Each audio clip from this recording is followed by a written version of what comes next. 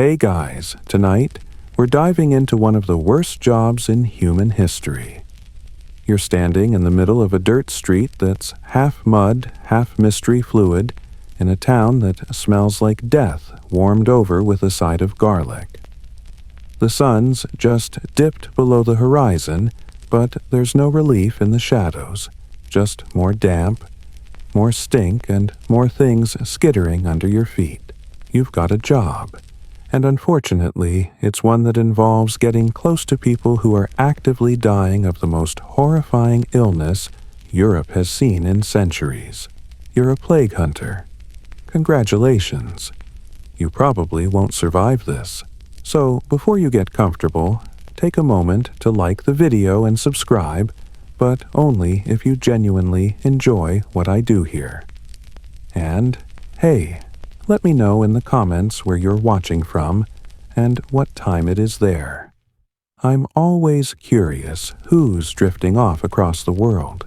Now, dim the lights, maybe turn on a fan for that soft background hum, and let's ease into tonight's journey together. The year is somewhere in the mid-1300s, and while it's hard to pinpoint the exact day, because medieval calendars are kind of like your grandma's old birthday cards, vaguely specific. You're sure of one thing: this town is dying. Literally. People are dropping faster than the flies swarming the bread carts. You arrived this morning under contract, or more accurately, under duress. You might have been a barber, an apothecary, or maybe just unlucky enough to read a book once, whatever the reason someone decided you were qualified to chase the Black Death. The townsfolk gave you one look and either averted their eyes or clutched crucifixes like you were the disease itself. You're not surprised. You smell like vinegar, you're wrapped in layers of wool and waxed leather, and your arrival means someone's already too sick to recover. As you trudge toward the square, your boots squelch in what you desperately hope is only mud. A child peeks out from behind a shutter face, pale eyes, huge. That might be the last healthy child you see here. The bailiff meets you by the well, keeping a suspicious 6-foot distance long before it was trendy. He's got a scroll with a list of homes to investigate, he says, though he clearly hopes you'll just give each door a solid knock and a thumbs up from across the street. You nod, and he scurries off like he's on fire. Can't blame him. You're not sure if this job pays danger money, but if it does, it's in the form of goats or stale bread. The first house on the list is slumped at the corner of the square, half the roof caved in. No one answers when you call out, but you hear a low moan from inside. You steel yourself, push the door open, and immediately wish you hadn't. The air hits you like a punch. It's thick with rot sweat and something almost sweet. Your eyes water as you step in. A body lies curled in the corner, covered in boils the size of hen's eggs. One has burst, leaking something yellow onto the dirt floor. You swallow the bile rising in your throat and approach slowly, muttering a prayer to Saint Sebastian, patron saint of plague victims, which is ironic since he didn't survive his own ordeal particularly well. The woman is still alive, barely. Her breath comes in rattles like a bag of marbles shaking under her ribs. She's whispering something, names maybe, or curses. Historians still argue whether victims experienced hallucinations due to fever or some combination of tainted water and fungal bread. Either way, she seems to be looking through you, not at you. You do what you can, which honestly is very little. You offer her a vinegar-soaked cloth to chew on and murmur that someone will be back with food. They won't. The town barely has enough bread for the living, and you're not even sure who they are. You step back outside and make a mark on the door with charcoal 2 diagonal lines, the medieval equivalent of "don't bother knocking." As the sun dips fully below the horizon, a few bats flit past above you, chasing the last mosquitoes of the day. You envy them. At least they know what they're doing. Your next few visits go about the same. Some people are alive, some aren't. One house has an entire family lying side by side on a straw mattress. The youngest, a boy of perhaps 6, is staring at the ceiling and singing a nursery rhyme through cracked lips. You try not to listen to the words. Something about ravens and death. Medieval lullabies had the vibe of a Tim Burton short film. By the time the moon is rising, you've made your rounds and your feet feel like lead. You duck into the small room you've been assigned at the edge of town, formerly a goat shed, judging by the smell. You strip off your outer layer, hanging it on a peg, and wash your hands in wine. Not for hygiene exactly, it's just the only liquid available that won't give you dysentery. As you lie down on a straw pallet and stare at the rafters, you wonder who had this job before you, and why they stopped. You suspect the answer is they didn't stop. They just stopped breathing. Tomorrow you'll have to suit up and do it all over again. But tonight you're still alive. For now. You wake to the sound of chickens arguing outside your goat shed bedroom, and it's honestly the most cheerful thing you've heard since arriving. Your joints crack as you sit up either from last night's cold or the early stages of a disease you've tried very hard not to name out loud. Today you get to don your most iconic piece of gear. That's right, it's time to become the bird. Your uniform is laid out beside your bed. The long waxed overcoat still smells faintly of herbs and something that might be urine.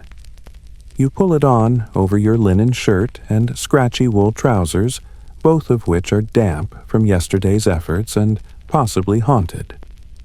Then comes the pièce de résistance, the mask. It's made of stiff leather molded into a long beak like some fever dream raven. 2 glass eyepieces stare blankly back at you as you lift it. The beak, stuffed with dried rose petals, mint cloves, and a frankly ridiculous amount of lavender, is supposed to filter out the bad air, or miasma, as scholars call it. You shove the fragrant mix deeper into the snout and strap the mask onto your face. Breathing becomes an effort. Every inhale is like snorting a medieval spice rack. Your peripheral vision is gone, your voice muffled to a honking rasp.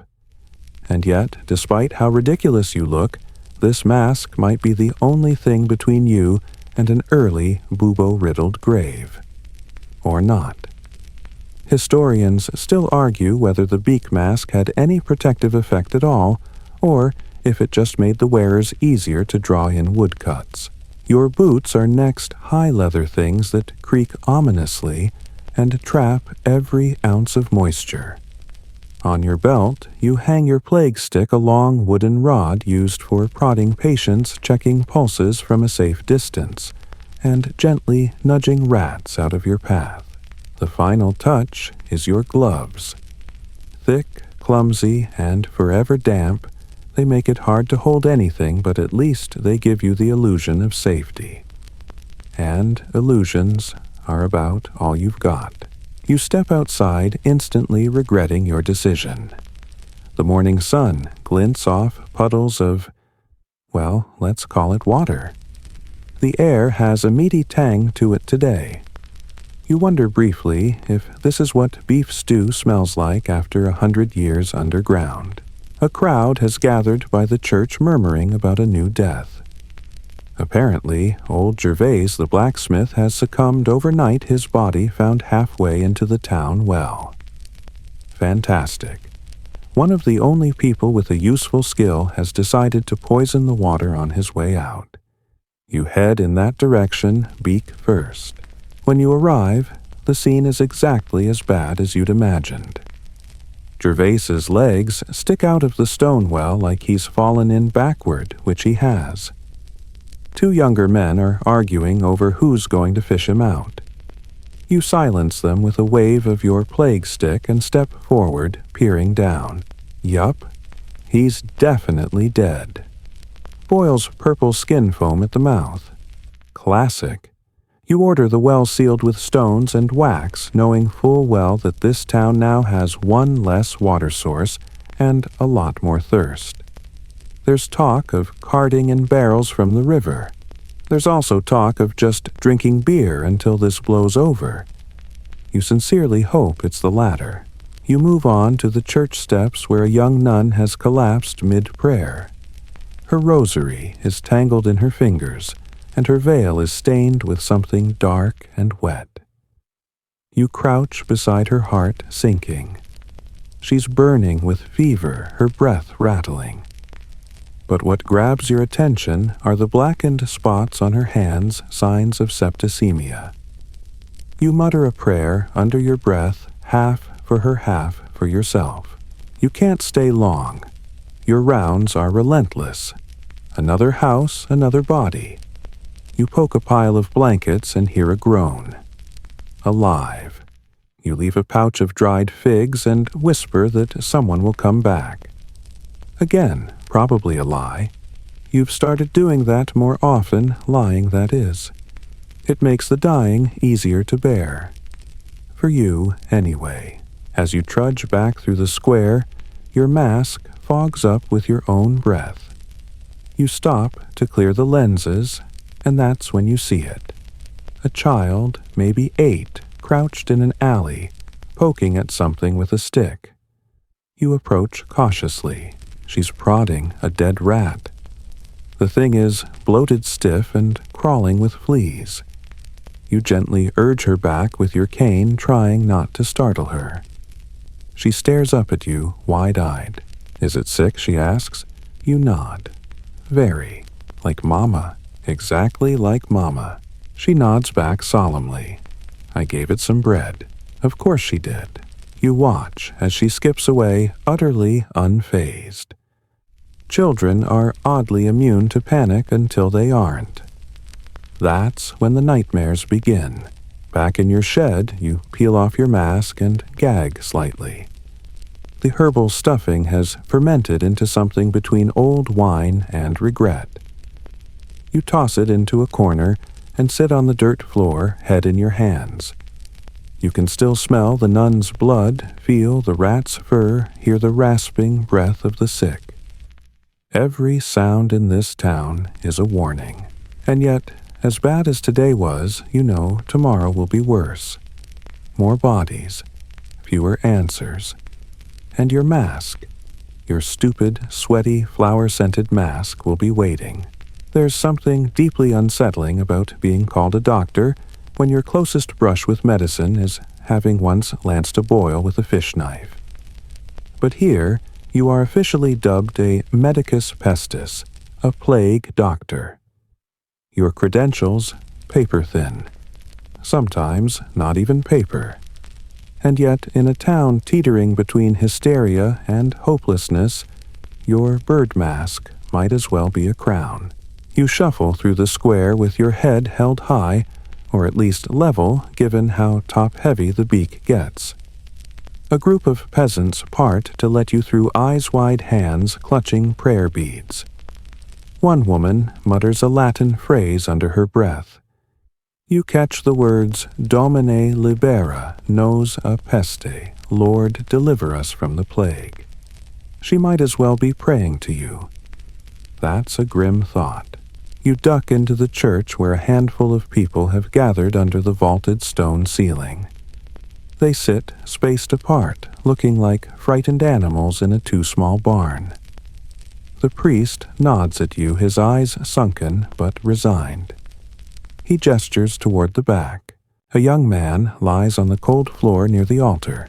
His clothes are rich, a velvet doublet with gold buttons, and his boots are real leather, not the usual stitched-together pigskin. Nobility, probably.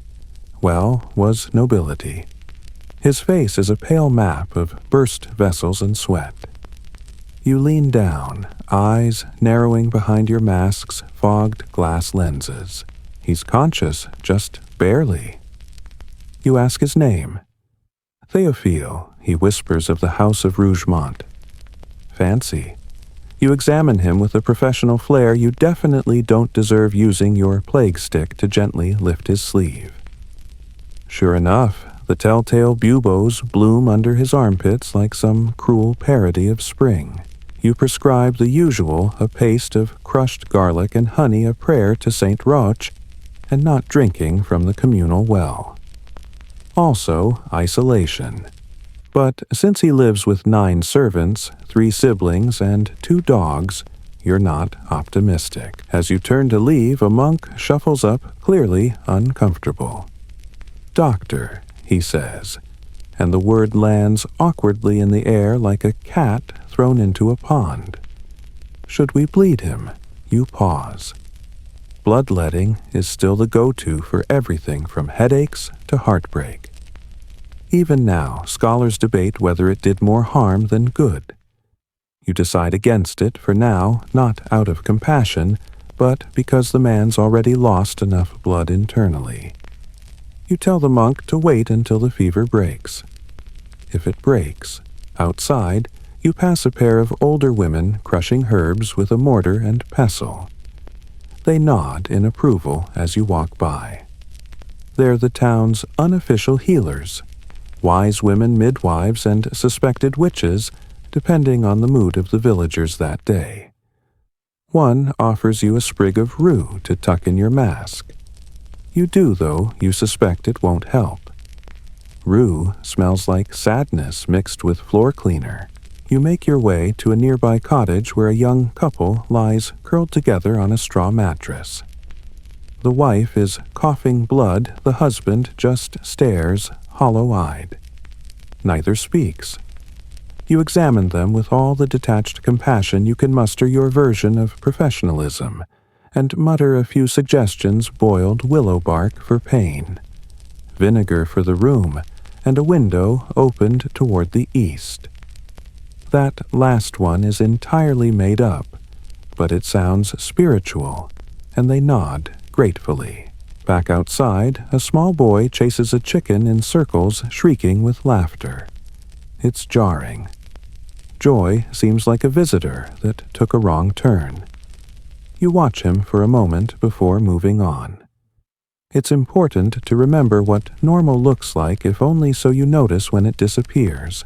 By midday, you find yourself summoned to the manor house where the mayor insists you attend his son, who has developed a cough and a rash the color of fine wine.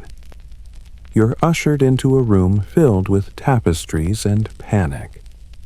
The boy is 7 cheeks flushed and visibly annoyed by your mask.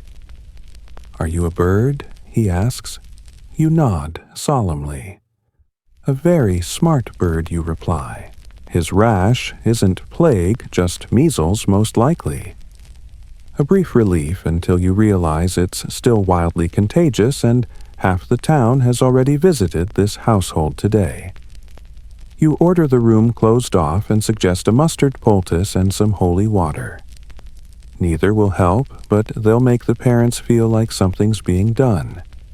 That's most of your job, really being the symbol of effort in a time of helplessness. As you leave, you catch sight of another doctor arriving. He's younger, cleaner, and smug in a way that makes your stomach churn.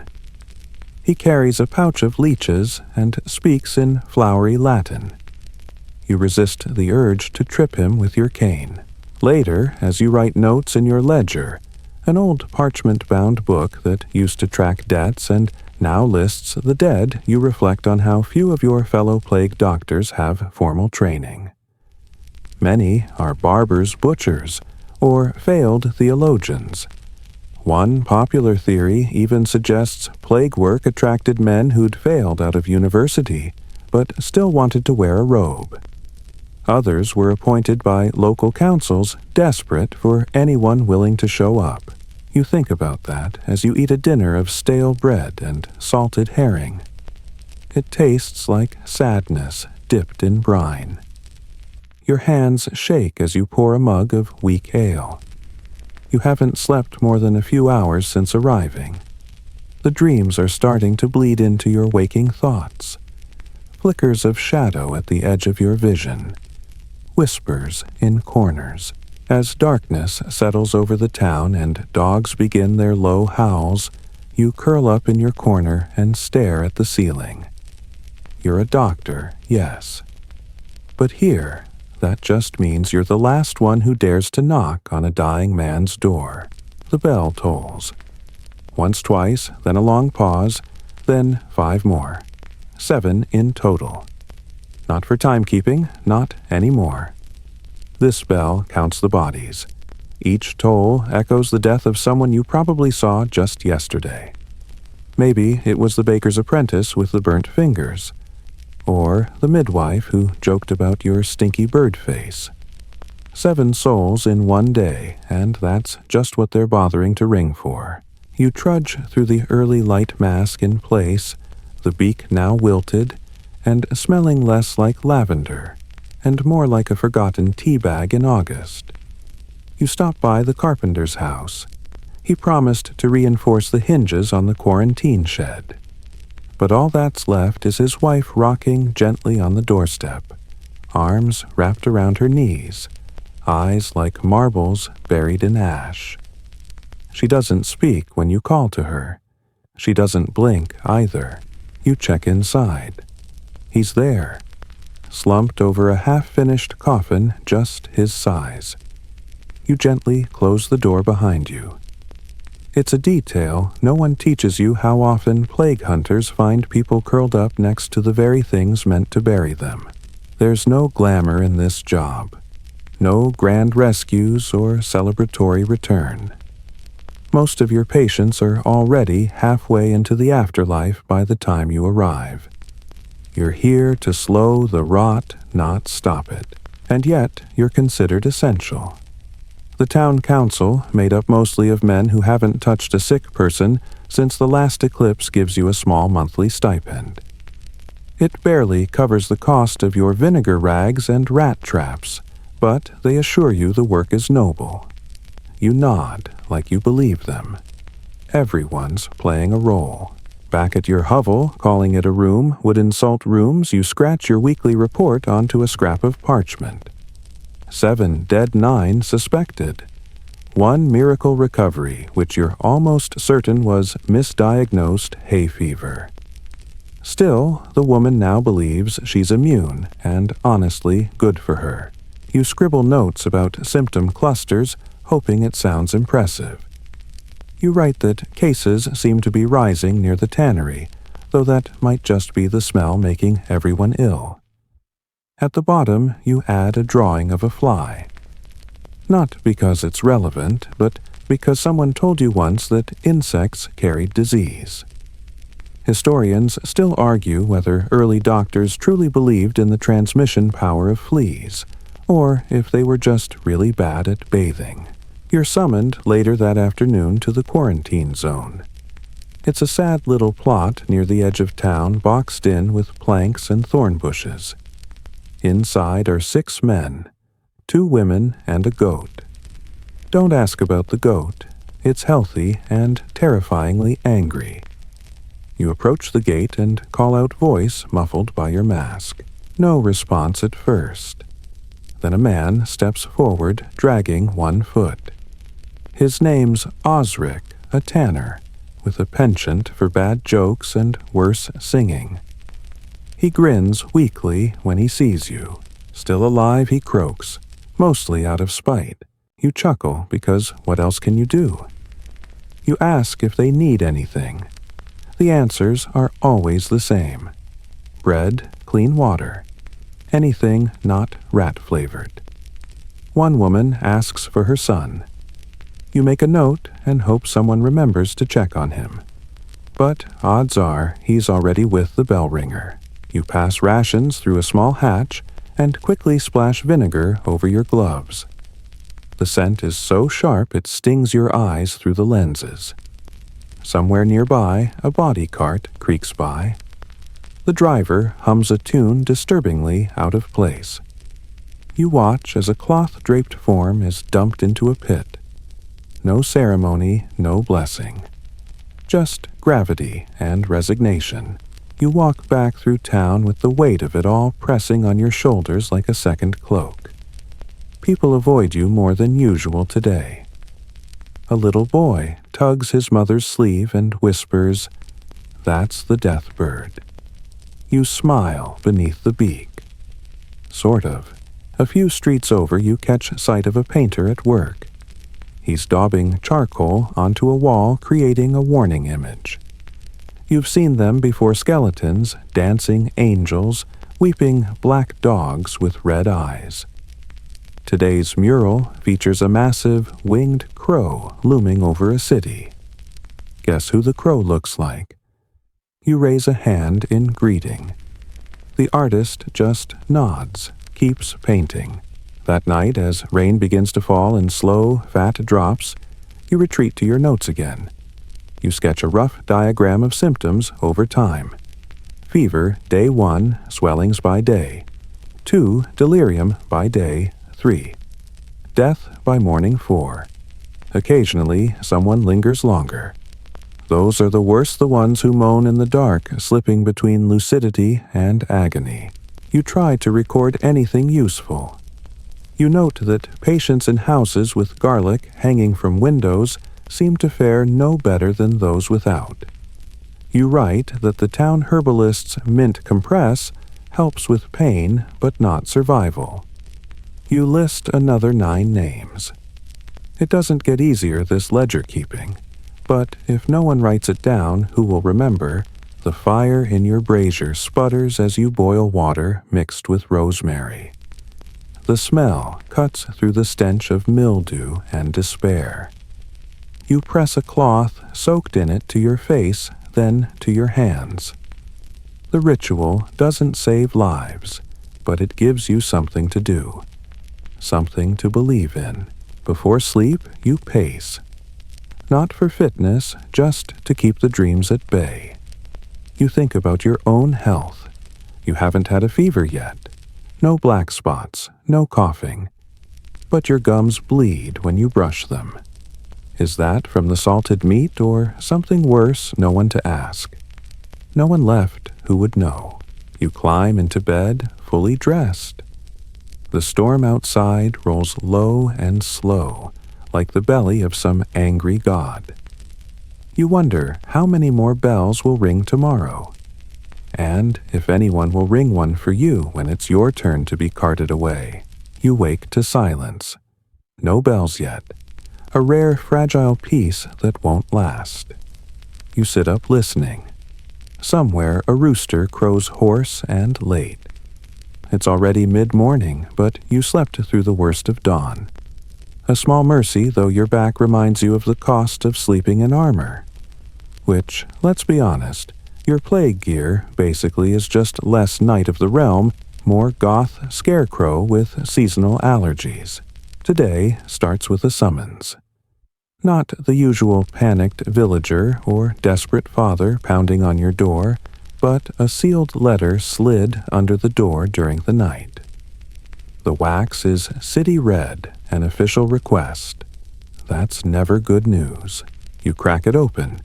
The ink is blotchy, the words trembling on the page.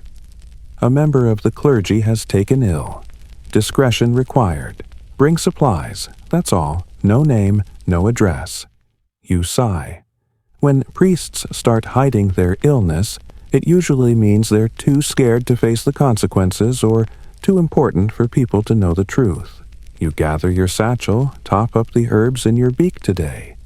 It's mint lavender and a sprig of juniper, and head toward the cathedral quarter. The stone walls of the church loom above you, dripping from last night's rain. You knock 3 times on the side door, the one used for confessions and secrets. A boy answers. Probably a choir novice, though he's lost his voice from too much incense or too many tears. He gestures you inside, down a dark corridor that smells of wax and wet limestone. You're led to a small chamber, once a place for prayer, now a sick room. Lying on a thin mattress, pale as parchment, is Father Aldrich, the bishop's right hand. He tries to sit up when he sees you. You gently push him back. His face is slick with fever, lips cracked. They cannot know he rasps. You nod. This is about power after all. The church holds sway, and a plague-ridden cleric could spark panic or worse rebellion. You examine his arms, lifting his cassock. No buboes, not yet. But the cough is deep wet and filled with more dread than mucus. You prescribe broth and rest. He asks for confession. You hesitate. Not because you doubt his need, but because you're not qualified. Still, you nod again and kneel beside him, doing your best to mimic the rite. He weeps into the folds of your robe, and you stay until his breathing slows. Outside, a monk waits, hands clenched. You'll say nothing, he whispers. It's not a question. You offer a shrug, the universal answer for I'm tired, underpaid, and not your enemy. As you leave, a beggar grabs your coat. She stinks of urine and crushed grapes. Her eyes are wide. They're burying them alive, she hisses. Too fast. They don't check. It's not the first time you've heard that claim. In fact, historians still argue whether the plague pits were sometimes filled before the dead were truly dead. You try not to think about it too hard when you pass the graveyard later. The earth is soft from rain littered with wildflowers and broken crucifixes. You spend the afternoon checking on a line of houses flagged with red crosses. One has a door hanging open, never a good sign. Inside, a family of 4 lies motionless. The mother stirs when you approach, eyes sunken skin like paper against bone. She smiles, teeth bloody, and whispers, "We thought no one would come." You kneel beside her, take her hand with gloved care. There's nothing to do. No cures to administer. Just words. You talk softly about anything but death, about the weather, about the new moon, about how once long ago cats were worshipped in Egypt. She chuckles or maybe coughs. Hard to tell the difference anymore. You promise to return with broth. You won't. Not because you don't want to, but because she won't be here when you do. Back in the square, people watch you like a storm cloud. You hear someone mutter, "He brings it with him." Another spits near your feet. You get it. Fear makes people foolish, cruel. Still, it stings. You're doing what few others will. Even if you are woefully underqualified, chronically exhausted, and smell like a haunted herb shop. You pause near the well to rest. A boy runs past, laughing. He's holding a dead rat by the tail, waving it like a prize. You almost shout, but what would it matter? By now, the town is so riddled with death that yelling about rats feels like yelling at the tide. Still, the sight jolts you into remembering one of the less glamorous parts of your job, vermin patrol. You spend the next hour checking traps around the grain store. 5 catches 3 of which are still twitching. You dispatch them with a rock, your expression blank. The rodent problem is so severe, some towns have begun paying bounties. It's not just disease, the rats eat everything. Grain, wax, soap fingers. Possibly hope. That evening, you return to your quarters and light a single candle. The flame flickers in rhythm with your breathing. You sit cross-legged on the floor, sorting herbs into piles. Some of them you've named mint for courage time, for memory sage, for pretending you know what you're doing. Your hand trembles as you pack tomorrow's satchel. You find yourself wondering, not for the first time, who will wear your mask when you fall. Will someone inherit your coat, your ledger, your stick? Or will your tools be burned with your body? Outside, the town quiets. Rain begins again. You lean against the wall bones, aching eyelids heavy. The silence stretches. Then the bell tolls. Once, twice, 6 times. 6 tonight. Less than yesterday. But that doesn't mean hope, it just means fewer people left to die. You lie down, fully dressed. Your mask beside you, lenses fogged with your breath. Sleep takes you quickly as it must. Morning comes fast, and death faster. You're awakened by the sound of hacking. Not bells, not footsteps, just a raw, chest-deep cough. You blink into the gloom of your room, the corners crawling with shadow. For a moment, you wonder if it's you. You hold your breath, testing your throat like a musical note. Nothing. You're still okay. The coughing's not yours. It's coming from the alley behind your hovel. You crack open the shutters. Below, in a tangle of rags and hair, someone is propped against the wall, barefoot, half naked, and absolutely not supposed to be this close to the living quarter of a plague hunter. You consider pretending you didn't see them. But then they look up, just for a second. Eyes rimmed with blood, lips cracked in a half smile. And you're already putting on your coat. You descend the stairs with your medical satchel and about 5% optimism. Up close, the figure is a woman, maybe 30, maybe 70. It's hard to tell through the layers of grime and the cruelty of disease. You kneel, ask her name. She rasps something unintelligible and leans into your gloved hand. Her breath smells of rot and river water. You assess the buboes beneath her arms, note the spreading discoloration on her feet. There's a tremor in her fingers, tiny shudders that never stop. She's not long for this world. You know it, she knows it.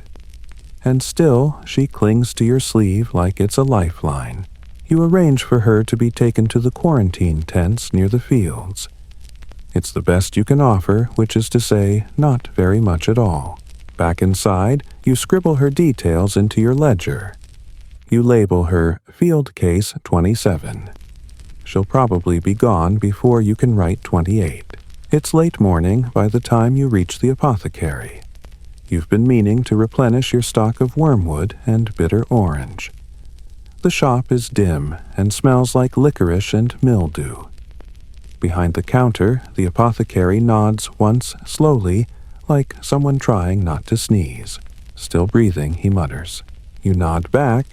He shrugs. For now. The two of you exchange remedies and rumors in equal measure. He tells you about a man who claims garlic shoved up the nose cured his cousin. You share the tale of the bishop's fever and the choir boy who hasn't spoken since. Then he leans in. Have you heard about the Paris treatments? You raise an eyebrow. He explains some doctors across the sea have started draining blood from plague victims, claiming it balances the humors. Others wrap patients in onions or boil them in wine. Historians still argue whether these methods helped harmed or just gave people something to do while they died. You leave the apothecary with a bundle of dried marigold and a firm resolve not to try any onion-boiling experiments this week. On the way home, you're pulled aside by one of the grave diggers. He's broad, soot-smudged, and chewing on something that looks suspiciously like tree bark. Need you to look at something, he says. You follow him to a half-dug pit near the northern edge of town. It's not the hole that disturbs you, it's what's lying next to it. A man, still dressed in merchant's robes, hands bound at the wrist with cord. Dead, yes, but too clean. No buboes, no lesions, no froth at the lips, no blood on his teeth. Didn't die of plague, the gravedigger mutters, but someone wanted him in the pit anyway. This, too, is part of your world. Fear doesn't only breed superstition, it breeds murder. Sometimes he looked sick is all the justification needed to drag someone from their home and dump them with the dying.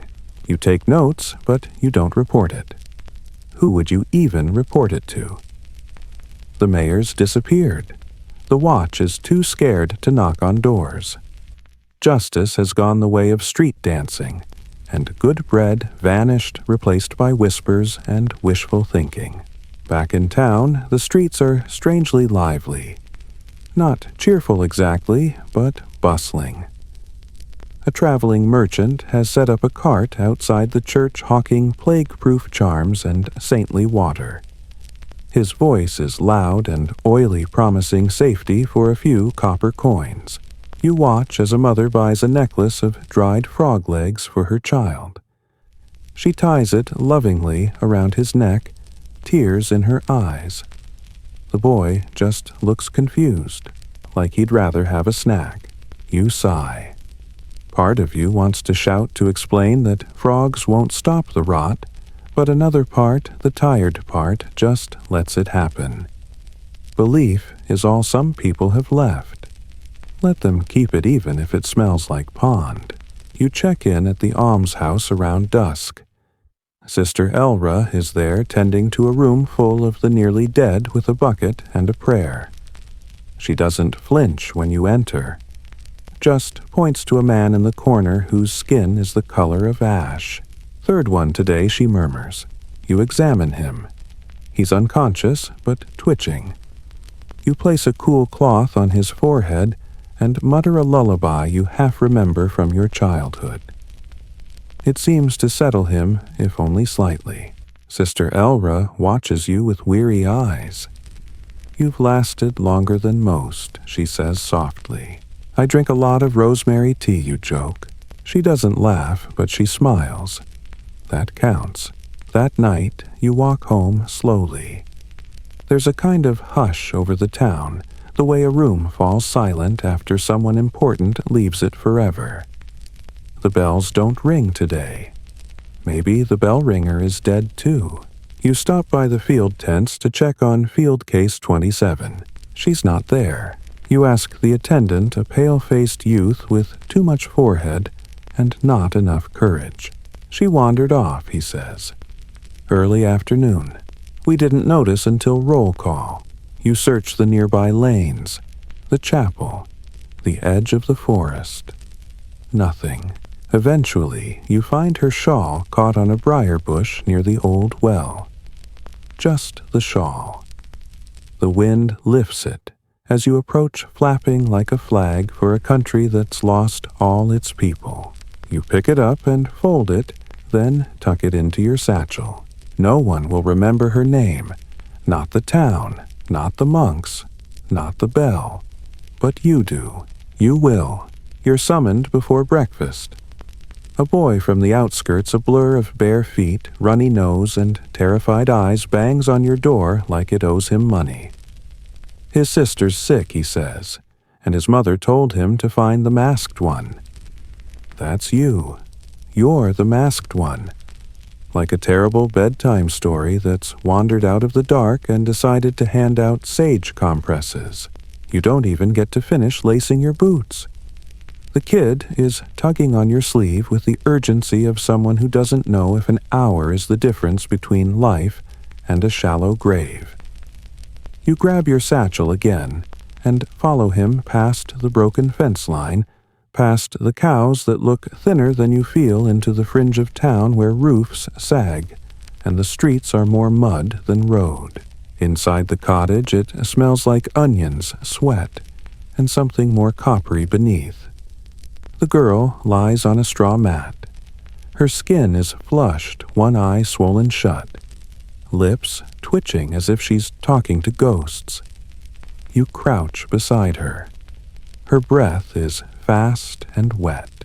You check under her arms behind her knees. Buboes. Purple and angry, like bruises with egos. You check the boy's face, he's scared. Yes, but not fevered. Not yet. You tell him to wait outside. You mix a poultice from the contents of your pouch. Crushed wormwood honey and a dash of vinegar. It won't cure her, but maybe it will fool her body into fighting a little harder. Her mother paces behind you. She was fine yesterday, she whispers. Danced, laughed. That's the thing about the plague, it doesn't knock. It breaks the door down. One moment you're alive. The next you're lucky if anyone remembers what your laugh sounded like. You promise to return in the evening. You won't say she'll be better. That would be a lie, and you're already drowning in those. Outside, the boy offers you a turnip. You take it. You're not hungry, but it's what he has. That's the currency of the dying, whatever you have you give. As you walk back toward town, you pass a cart filled with straw. Inside, 2 bodies are piled like firewood. A third shifts slightly. You stop the cart with a shout. The driver nearly falls off in surprise. What's wrong with you? He snaps. You point to the body that's not a body. A woman. Breathing barely. She moved. The driver squints. Well, I'll be cursed. You pull her out gently. She moans. Her lips part, but she says nothing. You don't wait. You half carry, half drag her to the infirmary set up in the monastery's old wine cellar. It's cool there at least. Cool and dark, which helps if you're dying or pretending not to. The monks don't argue. They see your mask and part like tied from stone. The woman is laid on a cot, her eyes fluttering open. She grabs your arm, weak as paper. They thought I was gone, she murmurs. You nod. You've heard this before. And historians still argue whether these premature burials happened out of panic, poor diagnosis, or plain old fear of catching it from someone still coughing. The rest of your day is shadowed by that moment. You check every wagon you pass. The dead look back accusingly. You try not to look too long, lest they blink. That afternoon, you stop by the candlemakers. The shop is empty, half the shelves bare. You need more wax sticks. Not for light, but for sealing letters your records must go somewhere someday. You find the old candlemaker asleep at his table, hands still dipped in yellow. You shake him awake. He blinks disoriented, then recognizes the beak. Oh, it's you. Still alive, I see. He laughs. Only because I burn so many herbs, I think the plague can't find me. He's half right. His house smells like a perfumery exploded.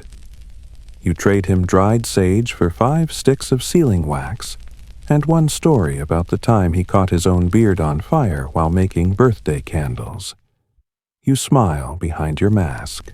As you leave, you hear bells. Not death bells, though. Church bells. A wedding. You turn toward the square. There, under a crooked awning, 2 young lovers, barely more than children, stand with clasped hands and hopeful eyes. A friar blesses them with a shaky voice. They exchange rings made from twisted grass. A crowd of 10 watches. Everyone stands 6 feet apart. You stop to watch. Not because it's part of your duties, but because it's rare. Love right now is an act of rebellion. It's a snub at the plague, a bold middle finger to death itself. When they kiss, no one cheers, but they all smile. Even you. It's impossible not to. Then the bells ring again, different bells, faster, sharper. Fire. You run with the others toward the smoke curling over the blacksmith's roof. He's standing outside, coughing a bundle in his arms. His forge is gone, consumed. The fire moves fast, like it knows time is short. You join the line of buckets. You're bad at it. Your gloves are soaked, your mask fills with steam. But you do it anyway. Everyone does. The flames don't care who's strong, who's sick, who's important. They just burn. Later, when the fire's out, you sit in the ash and laugh. Not because it's funny, but because it's right. but because it's all absurd. Rats. Buboes. Now, fire. You half expect a rain of frogs next. Someone pats your shoulder. It's the new midwife, the one from across the river. She sits beside you, offers you a piece of ginger root. Chew it, she says. Stops the fear. You try, it burns your tongue and your eyes. You chew anyway. You return home covered in soot. You collapse on the floor too tired to undress, too awake to sleep. In the quiet, you write her name. The girl from the cottage. You don't know if she's still breathing. You don't know if you'll check. You want to. But tomorrow's already filling up. You write her name anyway. A name in ink. In a world of forgotten faces, it's the smallest rebellion you can offer. Your bed creaks under you like it's trying to confess a secret. Morning light bleeds through the shutters too soft to be real. You're not sure you slept. You remember closing your eyes. You don't remember anything after that. You sit up. Every joint protests like it's on strike. Your lungs feel full, not with illness, thankfully, but with a kind of slow sadness that never fully exhales. Outside, the town is quiet. Not hushed, just waiting, like a held breath. No carts clatter. No gossip leaks through windows. You wonder if this is the day everyone just gives up at once. You pour some water from a jug and splash your face. The water's cold, but not refreshing. Just functional. Like everything else in your life now. You start your rounds by visiting the tailor's shop. Not because he's sick yet, but because he owes you 2 linen masks, and you've worn your current one long enough to smell your own breath through 5 layers of rosemary. The tailor greets you with a nod and a sniffle. You all right, you ask. He lifts a hand. Dust. You don't believe him. You collect the masks and leave fast. You'll burn the old one tonight. Down the street you pass the chalkboard in front of the baker's ruined shop. It used to announce pastries and meat pies. Now it's where people leave notes, seen Anna need charcoal. God help us. Someone's drawn a smiley face in one corner. You stand and stare at it for a full minute. Then, without thinking, you draw a second smiley beside it. One with a beak. You step back. It's the worst drawing you've ever made. It also makes you feel slightly less dead inside. You head toward the docks. The boats are still. No fish for weeks. People say the river is cursed now. Others claim it's the rats sailors bringing them in from plague-riddled ports. Historians still argue whether the plague spread faster by land or sea, but here you don't need to argue. You just see the bodies. At the far end of the dock, you meet him. They call him Rope Bones. You don't know his real name. No one does. He's old hunched and smells like salt and garlic.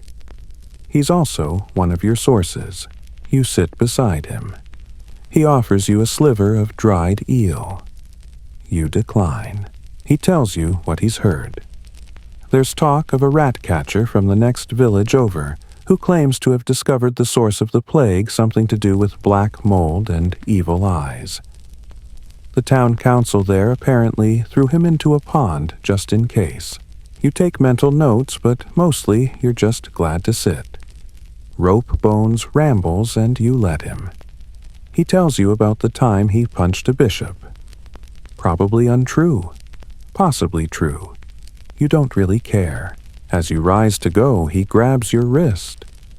They're saying you're cursed, he mutters. Say, everyone you visit ends up dead. You pause. They're not wrong, he adds softer. You nod. You don't argue. You just walk away. Back through town, past shuttered homes, and crossed doors, past the tavern that now only serves soup out a side window, you find yourself at the schoolhouse. It's closed, of course, but a few children sit outside scratching letters in the dirt. A woman young, wrapped in scarves, watches them. She looks up as you approach. "They're not sick," she says quickly, "just bored." You sit beside her. She offers you a small book, some half-torn manuscript of Aesop's fables. You flip through it. There's a mouse on one page, looking nervous. "Do they understand what's happening?" you ask. She shrugs. They know people go away. They know not to touch. You watch a boy draw a sun with angry eyebrows. "Do you teach them anything else?" you ask. She smiles. "I tell them you're Death's assistant." But the good kind. You raise an eyebrow. You take notes, help people go gently. A polite plague. You laugh. It's a cracked sound, but it's genuine. "I'll take that," you say. Better than "cursed beak ghost." That afternoon, you help bury 4 more. One was a merchant. One was a midwife. One was someone's uncle. The last, just a baby. You don't talk during burials. There's nothing to say. You just lower cover and move on. A fringe fact you picked up once some medieval mourners believed if you whistled during burial, the soul would follow the sound upward. You try it once. A soft, trembling note. It goes nowhere. Still, you do it again for the second. And the third. And the baby. After you return to your quarters and write their names. Except the baby. No one knew it. You write unknown small. By evening, the wind picks up. It smells like rain, but not the good kind. The kind that sticks to your bones and turns streets into swamps. You build a fire. Small. Just enough to dry your gloves. You stare at your satchel. It's half empty again. You'll need more juniper, more bandages, and if you're lucky, a miracle or two. You unstrap your mask and hang it by the door. Your face is raw beneath. Your breath finally free tastes like ash and time. You look out your window. A lone figure walks through the square. Not sick, just lost. Looking for someone who isn't there. You light a candle and place it in the window. Tomorrow, someone will ask what that was for. You won't answer. Some things are better left flickering. Tonight, the moon is low and swollen, a pale coin wedged in a bruised sky. You don't like when it's this full, it makes the shadows behave oddly. Too sharp in some places, too fuzzy in others. Like the world can't quite decide what's real anymore. You're out again this time, called to the baker's widow. She's not sick, not yet, but she claims to have the feeling. That's what some people call it now, the feeling. A tightness in the chest. A dream of rats. A sudden fear that your skin isn't quite your own. You find her sitting in a chair facing the fireplace, wrapped in 3 shawls, sipping wine like it might stop time. She greets you calmly, which is rare. Most people greet you like you've come to write their final chapter. "I just want to know," she says. Yes or no. You check her hands, her neck, the backs of her knees. No swelling, no fever, no cough. You tell her the truth, she's fine for now. She nods. Then pours you a cup of wine. You hesitate, then take it. It's not poisoned, just tart and a little dusty. Like everything in this house, she tells you her dreams. Of her husband, who died last week baking ghost bread in a haunted oven. Of her dog, long buried barking from beneath the floorboards. You listen, not because it's useful, but because no one else will. A fringe belief from the countryside claims dreams during plague times are sacred, that they're visits from the dead offering warnings or comfort. Or sometimes asking to be remembered. When you leave, she squeezes your hand. Hers is warm, dry, real. You mark her name down anyway. You move through town like a rumor. People part around you uncertain whether to fear or thank you. One child calls you Dr. Beaky. You bow low theatrically. He laughs so hard he drops his stick sword. Near the well, you see two men arguing. You don't know what it's about. You don't care. But you linger just long enough to see the flash of a knife. A petty fight over bread or betrayal or boredom. You step between them, mask tilting arms wide. They pause. Your presence is enough. They scatter. You wonder, not for the first time, how much longer you'll be feared more than death itself. By midday, you're at the watchman's hut. He's coughing into his sleeve, cursing you between fits. I told you I wasn't sick. He wheezes. You ignore him and change the bandage on his foot. He stepped on a nail last week and then forgot to clean it. You remind him that tetanus exists. He stares at you like you made that up. As you pack your things, he asks, "You really think this ends?" You pause. Everything ends. He snorts. That's not comforting. It wasn't meant to be. You eat a stale hunk of rye on the walk back, gnawing slowly like a rat with dignity. You miss fruit. You'd sell your best mask for a pear. A boy runs past, shouting something about a miracle. You follow naturally. You've learned that most miracles are really misunderstandings or someone accidentally surviving. The miracle, it turns out, is a goat. One that survived after 3 days of lying still beside its dead owner. Now it's standing, bleeding, and eating weeds like nothing happened. The townsfolk gather whispering about signs and saints. You crouch beside the goat. It sniffs your beak, unimpressed. A fringe tidbit from a Flemish text you once skimmed claims that goats are naturally immune to plague. Totally false. But believable enough to make the crowd nervous when you pick it up and examine its eyes, its gums, its underbelly. It's just a goat, you announce. But it rose, someone insists. So would you, if people stopped stepping over you and gave you lunch? You set the goat down. It promptly eats a clump of someone's cloak. Later that afternoon, you check in on the monk turned herbalist who's been testing crushed garlic and ash as a paste for buboes. His fingers are yellow. His eyes are twitching from too much sleep deprivation or not enough food. Any results, you ask? He holds up a tiny scroll. Some reduction in swelling. Or maybe they were just less swollen to begin with. You nod. Sounds promising. He grins. No, it doesn't. You both laugh in the way you do when everything is broken and you're pretending it's fine. He gives you a small jar of the paste. Try it on someone you don't like first, he suggests. You pocket it with a nod. As evening comes, you walk the perimeter of the town. Just habit now. You pass the gallows. Empty. That's new.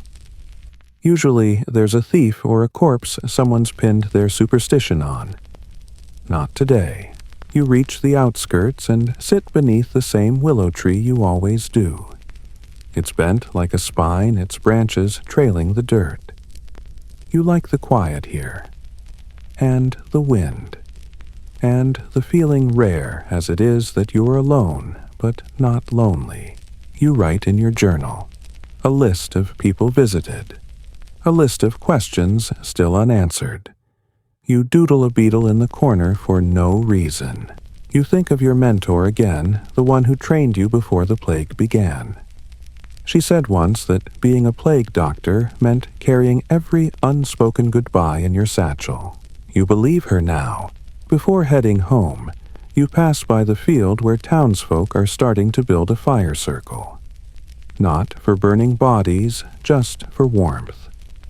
A woman sings as she stacks wood. The song is old, lilting something about silver leaves and forgotten names. You linger. One verse in, and your shoulders unclench for the first time all day. You don't join, but you stand close enough to feel the heat when the fire catches. Someone offers you roasted chestnuts. You accept. The chestnuts from last night are still on your breath when you wake a trace of warmth in a town that's forgotten the concept. Outside, it's raining again. Not the biblical kind, just the drippy gray sort that clings to your clothes like a needy ghost. You roll up your sleeves and prepare for another day of polite misery. Your first stop is the North Gate, where a merchant caravan is waiting for clearance. A guard waves you over. You recognize him, a man with 3 teeth and a fear of sneeze sounds. They say they've got spices, he mutters, eyeing the wagons like they might explode. You approach. The lead merchant is wearing a turban soaked through his boots, caked in 5 different villages worth of mud. He speaks rapidly, too rapidly, and you pick up snippets. Cloves, saffron, cinnamon, not sick, clean papers. Holy incense. You hold up a hand, one at a time, and slower unless you want me to think you're panicking. He shows you a scroll sealed in wax. Some sort of quarantine pass. You break it open, scan it. The Latin's sloppy. The dates are smudged, but it might be legitimate. Might. You lean in and ask the most important question of all. Have you seen rats? The merchant blinks. Not more than usual. Which honestly is the best answer anyone ever gives. You let them in, but you make them stop at the chapel for fumigation, garlic smoke, and cedar shavings. The priest grumbles but complies. He's out of hymns, so he just chants old psalms backward. No one corrects him. You move on to the gravedigger's shed. He's asleep on a pile of shovels, snoring like someone trying to imitate a bear through a trumpet. You don't wake him. He needs the rest. You check the burial logs yourself. 6 new entries. 2 are blank. You add a name to one woman with yellow shawl. You remember her eyes. The afternoon brings you to the tannery. A horrible place on a good day. On a bad one, it's where hope goes to gag. The tanner has requested your presence. You brace yourself. Inside, the smell hits you like a wet slap. Rotting hides, lime, and that ever-present tang of decay. You wonder briefly if the plague is hiding here disguised as the scent of hard work. The tanner is pacing. Says his apprentice vanished. Took his boots a flask of strong vinegar and all the alum powder. He's trying to make a cure, the tanner scoffs. Idiot thinks if he scrubs people hard enough, they'll stay alive. You wince. Not at the story, at the fact that the apprentice may not be entirely wrong. There's a fringe theory passed among certain apothecaries that exfoliation, yes, medieval exfoliation, might cleanse the miasma clinging to skin. Historians still argue whether this was born of science or superstition. You'd say both. You promise to keep an eye out. You won't. The apprentice is probably already dead or somewhere rubbing strangers with vinegar and getting punched. Outside, the rain finally gives up. Just stops. Like it's decided you're not worth the effort. You head to the herbalist market. Half the stalls are empty. The ones that remain are run by the bold or the desperate. A woman with a cart full of dried poppies waves you over. You'll want this, she says. It numbs the pain. You look at the bundle of brittle stems and nod. You're not wrong. You barter for a handful, trading a tin of soot salve and your last 3 cloves. As you leave, a man starts coughing behind you. Everyone turns. You don't.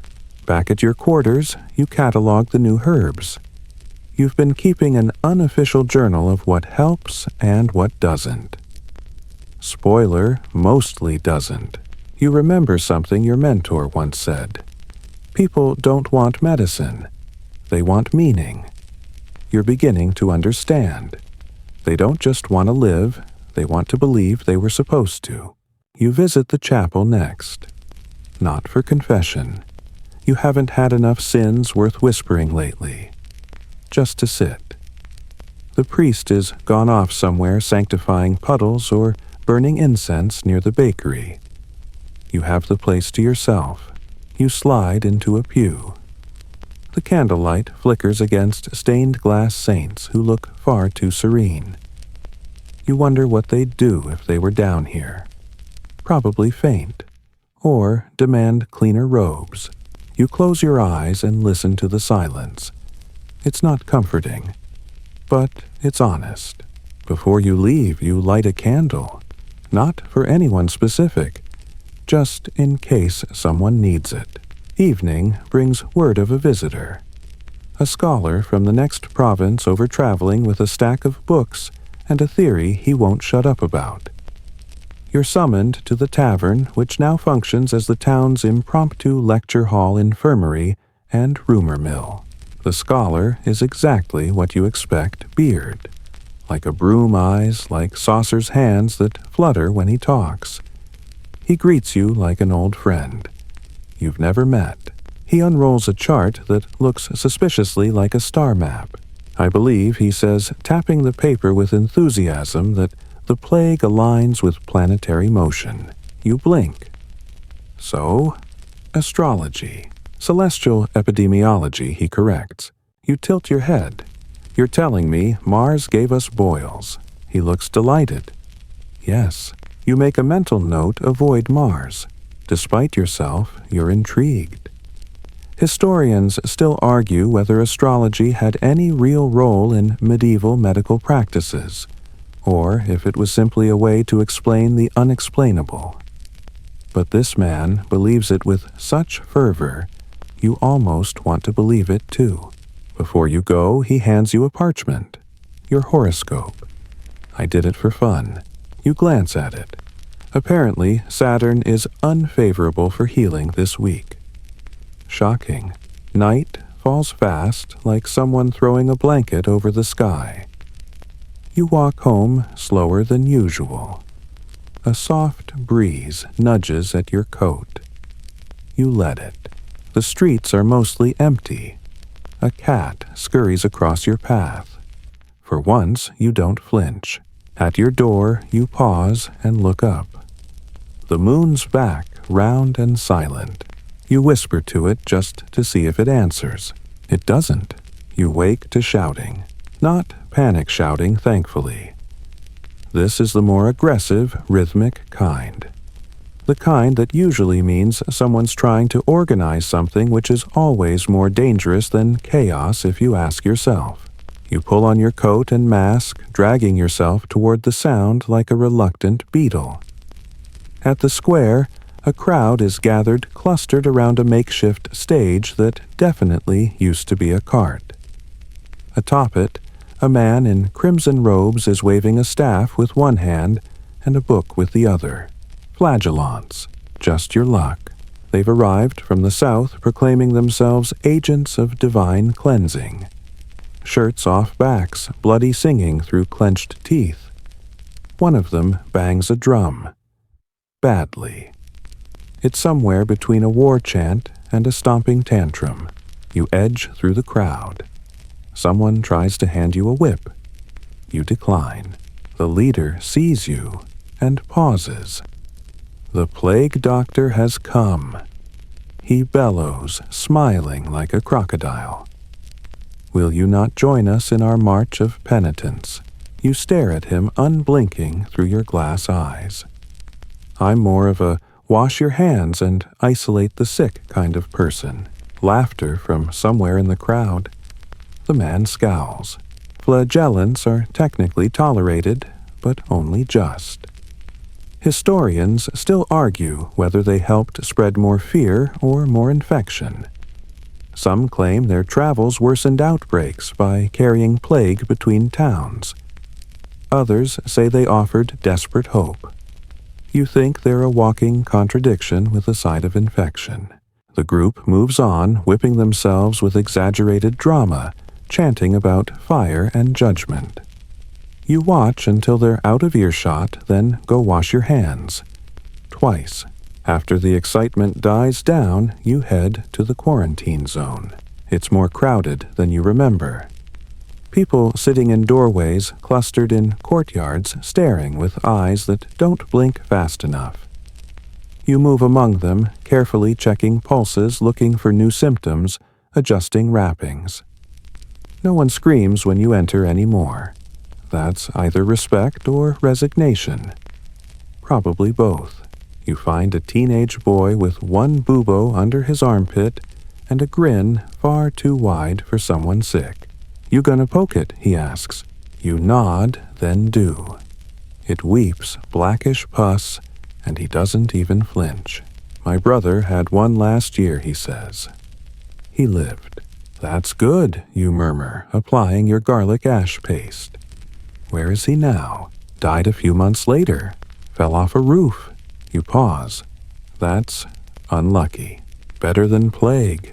You can't argue. You move on. An old woman hands you a talisman, a coin with a hole through it, tied with fraying twine. "Hang it by your bed," she whispers. Keeps spirits out. You accept it politely.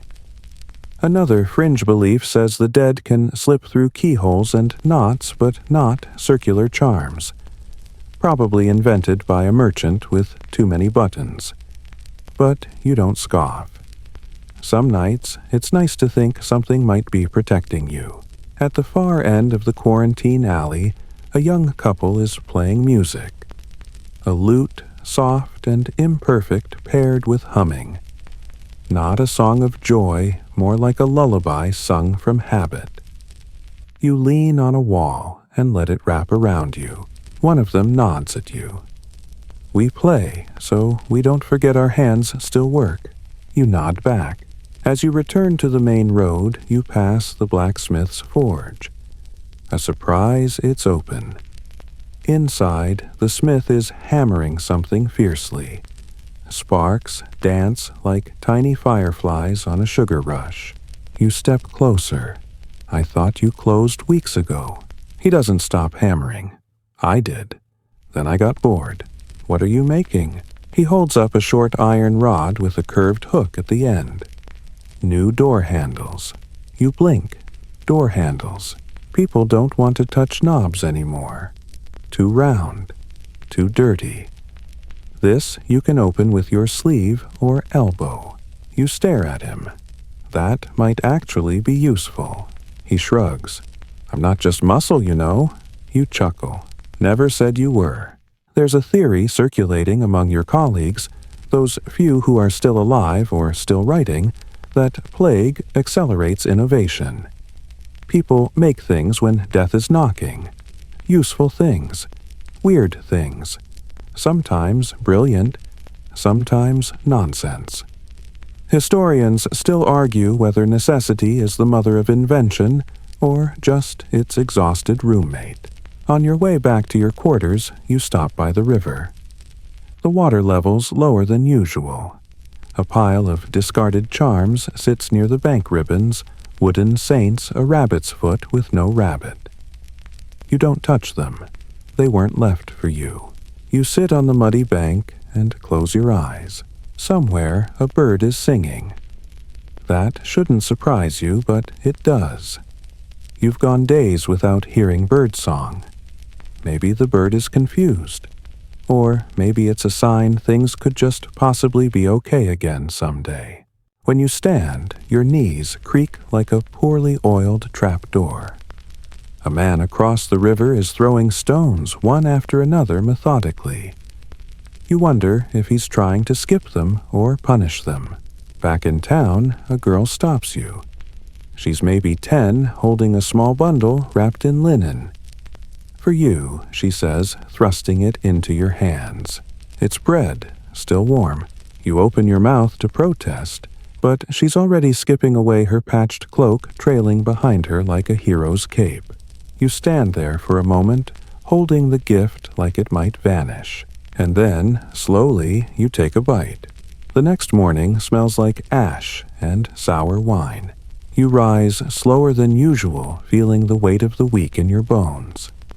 The bread from the girl still sits in your room, half-eaten and carefully wrapped, as if you're saving it for something important.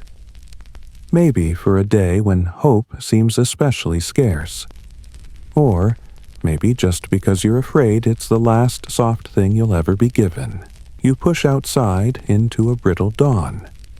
Pale, thin light sifts through the clouds, casting long, gray shadows. You walk toward the cathedral square not for prayer, but because today is census day. The officials have summoned you to verify health statuses, which is code for guess who's still alive. The scribe greets you with a stack of parchment and ink that smells like burned walnuts. He doesn't look up as he hands you the list. 3 new households to check. They wouldn't open the door for us. That's always promising. The first home is on a sloping alley lined with moss and regrettable plumbing choices. You knock. Nothing. Knock again, louder this time. Finally, a voice. What do you want? Plague watch. I need to see you. I'm naked. You're always naked. A pause. Then the door opens a crack. A man peers out with a scowl and a cockerel on his shoulder. Still no boils, he says. You nod. Any recent vomiting, sweating hallucinations? Just my usual Sunday night. You glance past him. A pile of herbs hangs by the window. Rosemary Bay leaves something you think is nettle. An improvised attempt at purification. Keep the windows open, you advise. Sunlight helps. Tell the sun that. Second house, no response. You try the back. The door creaks open on its own. Inside, the air smells of dust and something faintly sweet. You find an old woman asleep in a chair, a cat curled in her lap, both breathing. Barely. She stirs when you touch her wrist. I'm not dead yet, she rasps. I can see that you murmur. I drank onion broth all week. A fringe remedy, but not the worst. Some believed onions could absorb illness. Historians still argue whether this had any microbial merit or was just a side effect of repelling everyone within 10 feet. You check her pulse, leave a pouch of thyme, and tuck the blanket higher on her chest. The third home is empty. Not looted, just eerily. Paused. A loaf of bread turned to stone on the table. A spilled cup of wine dried into a crimson stain. No sign of struggle, no note. You mark them as missing. Later, you might check the river. People tend to follow its pull when they run out of options. As you return to town center, someone stops you, a boy, maybe 14, with soot on his cheeks and a question in his eyes. They're saying we should burn all the clothes, he says. Who's they? People. You nod. Reliable source. Still, he's not wrong. Clothes carry fleas. Fleas carry the plague. You think of all the wool and linen now smoldering in alley fires, all the families wrapped in burlap sacks like walking potatoes. Boil them if you can, you advise. Or hang them in smoke. Fire's a last resort. He grunts and vanishes into the mist. Later, in the apothecary tent, which now resembles a haunted greenhouse, you're met with chaos. The midwife is arguing with a friar about whether rosemary should be burned or steeped. A dog has eaten the last of the licorice root. A barrel of leeches has tipped over. You step around the leeches. This is going well. The midwife groans. I haven't slept in 2 days. A woman tried to pay me in fish bones. Better than promises, you say, scooping a leech back into its jar. Today, your task is salve making. Garlic, beeswax, goose fat, and just a touch of resin. It smells like hell's own sandwich, but it keeps the pustules soft and the skin from splitting. The friar adds a prayer with every stir, as if hoping the ointment will absorb faith like butter soaks into bread.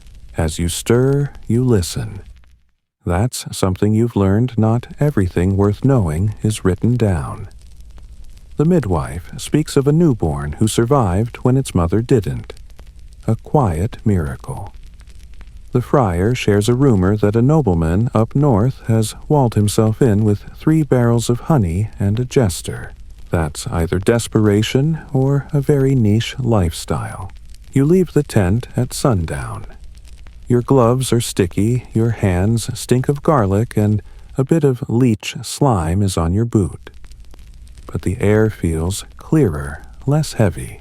You head to the edge of town where the forest begins. It's not safe, but nothing is. You need air that hasn't been coughed on. There, in the half-light, you sit on a tree stump and listen, to wind through leaves, to a crow somewhere complaining about dinner, to your own breathing. You think of everyone you've lost, and those you haven't. You think of the girl with the bread, of the astrologer with his theories, of the old woman and her onion broth. You think about whether it's all worth it, and then you think, maybe that's the wrong question. Maybe the question is, will you keep going anyway? You stand. The forest says nothing. It doesn't have to. You walk back in silence through a town still flickering with stubborn life.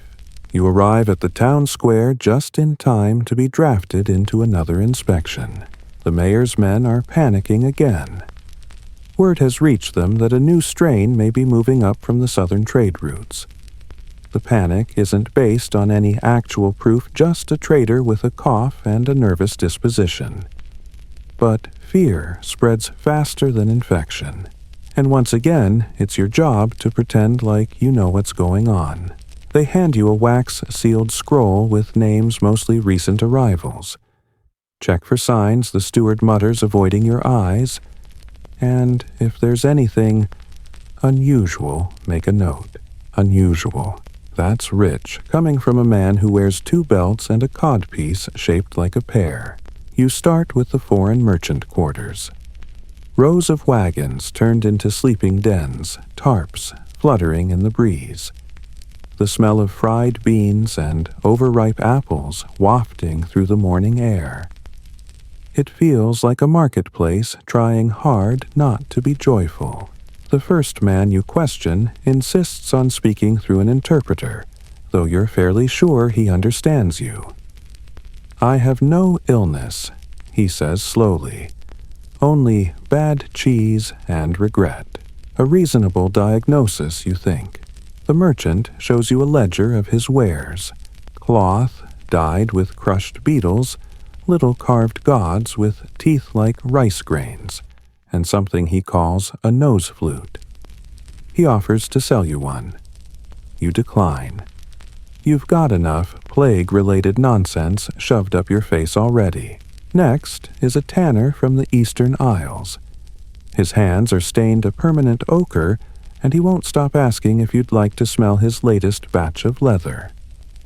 You say no. He says too late, and lifts the lid anyway. You try not to gag. He grins like he's proud of the reaction. He's healthy, though. No spots, no swelling, no coughing. Just the pungent cologne of processed hide. Back in town, you pass the baker's stall where someone has chalked, "We're all going to die, but try the rye on the board." It's probably meant to be humorous. Or honest. These days, it's hard to tell the difference. By midday, you're summoned again, this time, to a manor on the hill. A minor noble has taken ill, and his household wants professional opinion.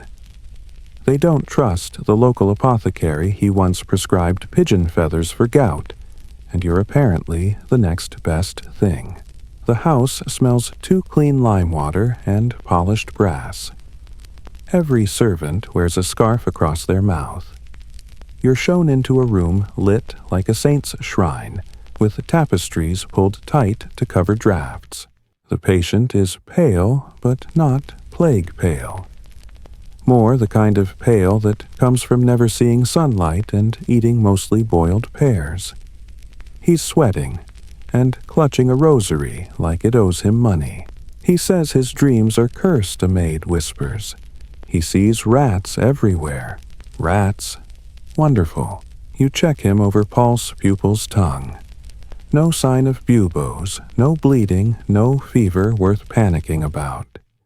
He's scared, not sick, but fear can be contagious too. You recommend cold compresses and limited wine. Not no wine, just moderation, which for nobles is basically heresy. He groans dramatically and asks if he should prepare for his soul to leave his body. You tell him that's always a possibility. He does not laugh. Nobles rarely get jokes unless someone dies during them. You leave the manor with a small purse of coins and the distinct feeling you've just performed theater. You pocket the coins.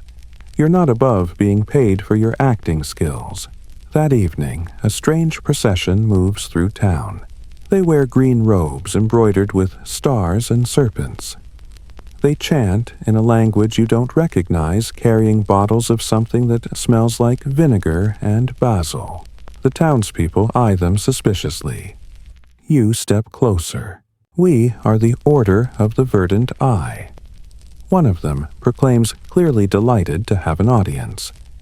We seek to balance the humors through scent and vibration. You blink. Vibration. He holds up a small bell and rings it near your face. Every disease has a frequency. We repel it with harmony. You feel no harmony, just the urge to sneeze. Still, they're harmless. Mostly. You let them finish their circuit before slipping away to your quarters. As the moon climbs high, you sit with your notes, pages and pages of guesses dressed as conclusions. Historians still argue whether any of you knew what you were doing. You glance at your wall of charms, garlic braid, coin, talisman, a scrap of parchment scrawled with a prayer you half remember writing. None of it proven. All of it strangely comforting. You light a single candle and let your head rest against the table. The wood is warm from the flame, and for a brief moment you allow yourself to imagine a time when this might all be history, when someone somewhere might speak of plague. Doctors not as masked curiosities, but as people tired, scared, absurd people who somehow kept showing up, even when they didn't know how much it mattered, especially then. The bell tolls, low, long, mournful. You wake before dawn, heart stuttering in your chest, convinced for a moment that it's tolling just for you. But no, just the town signaling another body cart. You dress without thinking. Gloves, mask, cloak. The ritual comforts you more than the reality. The scent sachet in your beak has grown weak. You stuff in dried orange peel and lavender the last scraps. It smells vaguely of hope and moldy soap. Outside, the morning is soaked in fog. The cart creaks at the corner, pulled by a mule too tired to be scared anymore. The driver is new a kid, maybe 12, with a burlap hood and eyes too old for his face. You nod to him. He nods back. Words feel disrespectful. There's one body this time. That's a good sign. Or maybe just a delay. You help lift the wrapped form adult, maybe female, maybe not. No one looks too closely anymore. The blanket's been tied with twine like a parcel. It leaks slightly at the edges. Your gloves are stained within seconds. You've stopped trying to keep them clean. At the pit, you say the words. Not because you believe they do anything, but because it's worse if no one says anything. The silence starts to claw at your throat if you let it. You toss in a sprig of rosemary. Always rosemary. Memory. Protection. Fragrant denial. By breakfast, you're back on the street already redirected suspected flare at the west gate. A woman collapsed. Foaming. Might be plague. Might be hysteria. Might be both. When you find her, she's conscious but panicked, babbling about demons in her chest. Her husband swears she hasn't eaten in 2 days. You check her for boils. None. You offer her water. She throws it at you. The husband apologizes. Says she's been reading those pamphlets again. The ones promising salvation through clay pills and goat chants. You glance at the stack near her cot. The illustrations are crude devils with tails shaped like syringes. Someone's been printing fear. You confiscate the worst of them and toss them into a passing fire pit. Your patience is thin today. Probably like your blood pressure. On the way back, a boy throws a rock at your mask. Not hard, just enough to make a point. It bounces off with a dull clunk. You don't flinch. You just turn your head and stare at him until he bolts. Maybe later, when the fever hits his house, he'll regret it. Or maybe he'll still think you're a demon. Some days, you wonder if he's right.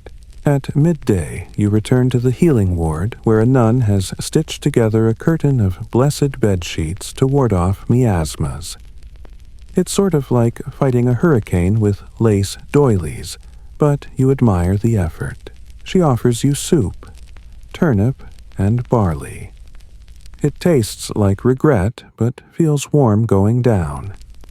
You sit beside her as she tends to a patient with a neck swollen like a wineskin. "We're losing more this week," she says softly. You nod. "More than last week. Is that normal?" You pause. "What's normal?" She doesn't answer.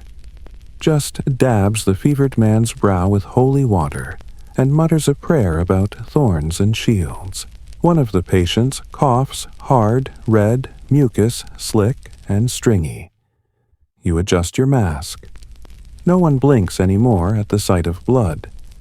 It's like noticing flies unpleasant but expected. In a corner cot, a child clutches a small doll made of twine and feathers. It has a face drawn in charcoal and a cloak made from a torn sleeve. You recognize the fabric. It's yours. You don't say anything. By dusk, the wind changes. A real storm this time, blowing in from the west, heavy with salt and earth. It scatters ash from the public fire pits and drives the rats into hiding. Everyone breathes easier when the rats disappear. In the square, you find the astrologer again. He's wrapped in a sheet and muttering about a crimson conjunction. Apparently, Mars is angry. You ask if he's seen any omens. More than usual, he replies. "A bird landed on my head this morning. Pooped on me. Divine message.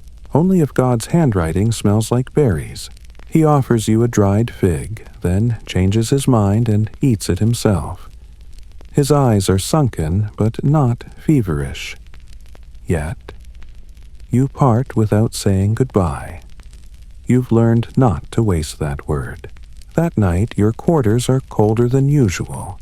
The fire won't stay lit. You huddle under 3 blankets and still feel the bite of wind at your feet. You dream of empty streets, of doors swinging open with no one behind them, of your own reflection in a black mirror wearing the mask but no face beneath. You wake sweating, unsure whether it's fever or just fear. You touch your neck, chest, stomach.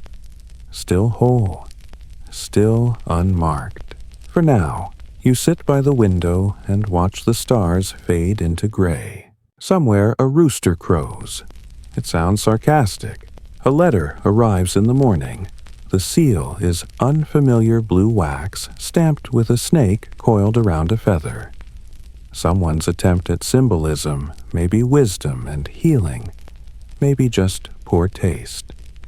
You break it open and read the contents by the weak light slipping through the shutters. You've been summoned, not by a noble, not by a mayor, but by a council of physicians in a city far to the north.